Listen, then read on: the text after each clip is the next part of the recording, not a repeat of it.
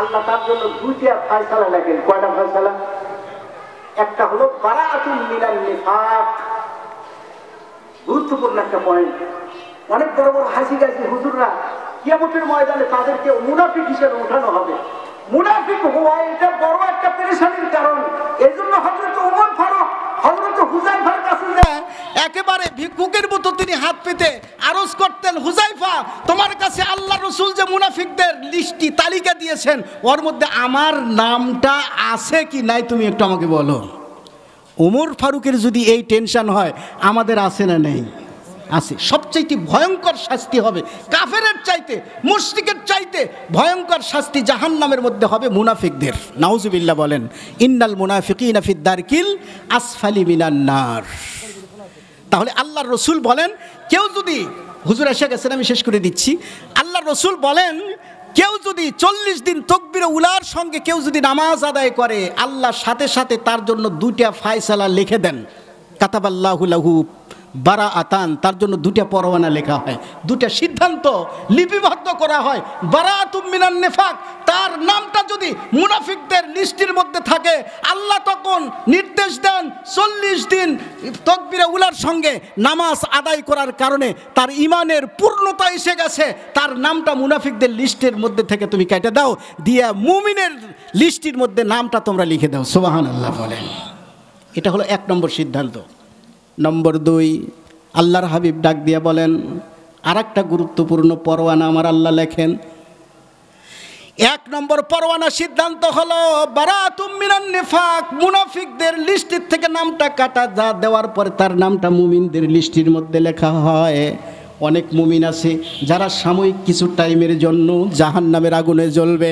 আল্লাহর হাবিব বলেন 40 দিন নামাজ যখন তুমি আদায় করলা, আল্লাহ রব্বুল আলামিন তোমার উপর এত খুশি হয়ে গেছে আর সন্তুষ্ট হয়ে গেছে, আল্লাহ দ্বিতীয় ফয়সালা তোমার জন্য করে দিয়েছেন, বারাআতুম মিনান নার।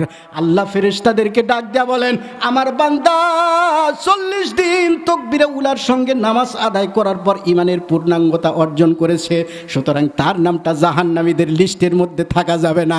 আমি আল্লাহ নির্দেশ দিলাম, তার নামটা জাহান্নামীদের লিস্টে যদি উঠা থাকে সেখান থেকে কেটে দাও, জান্নাতীদের লিস্টের মধ্যে তার নামটা তাড়াতাড়ি লিখে দাও। এই জন্য নামাজ যদি আপনি পড়েন, আমাদের একটা টেনশনের কারণ ছিল, জান্নাতে যাবেন নাকি জাহান্নামে যাবেন। মুহাম্মাদুর রাসূলুল্লাহ সাল্লাল্লাহু আলাইহি ওয়াসাল্লাম বলেন, 5 ওয়াক্ত নামাজ কেউ যদি ঠিক মতো আদায় করে, আখিরাত নিয়ে তার টেনশনের কোনো কারণ নাই, তার জাহান্নাম নিয়ে টেনশনের কোনো কারণ নাই।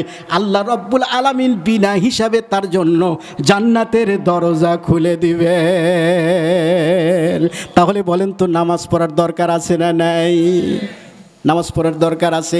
কারণ ওই যে জাহান্নামীরা বলবে, এই যে জান্নাতি আপনজন যখন জাহান্নামীদেরকে বলবে, ভাই একই পাতিলের ভাত আমরা খাইলাম, তুমি ছিলে এক ছেলে এক বাবার, তুমি ছিলে এক ছেলে, আমি ছিলাম আর এক ছেলে, আমার জায়গা হয়েছে জান্নাতে, আপনি কেন গেলেন জাহান্নামে?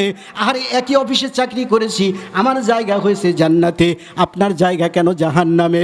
তখন জাহান্নামীরা বলবে, ভাই তুমি ঠিক মতো নামাজ পড়েছো, 5 ওয়াক্তের নামাজের আজান যখন তোমার কানে গিয়েছো, একই অফিসে চাকরি করেছি, তুমি ফাইলপত্র গোছায়া তুমি মসজিদ ভুলে গেছো, আমি ওখান থেকে উঠে যাই সিগারেট ধরায়া সুখ টান দিয়েছি, নামাজ পড়ি নাই।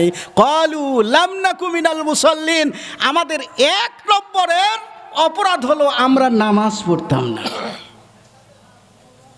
এটা হলো জাহান্নামে যাওয়ার কারণ, নামাজ না পড়া। মহতারাম হাজরিন, নামাজ সম্পর্কিত কয়েকটা পয়েন্ট আপনাদের সামনে উপস্থাপন করার চেষ্টা করেছি, কারণ আজকাল নামাজের প্রতি আমরা গাফিল সবচাইতে বেশি।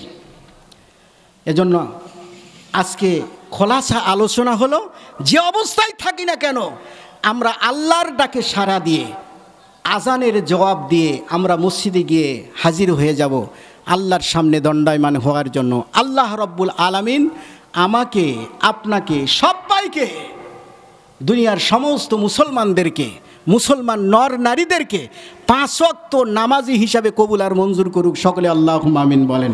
ওয়া আখিরু দাওয়ানা আনিল হামদুলিল্লাহি রাব্বিল আলামিন। আসসালামু আলাইকুম ওয়া রাহমাতুল্লাহি ওয়া বারাকাতুহু।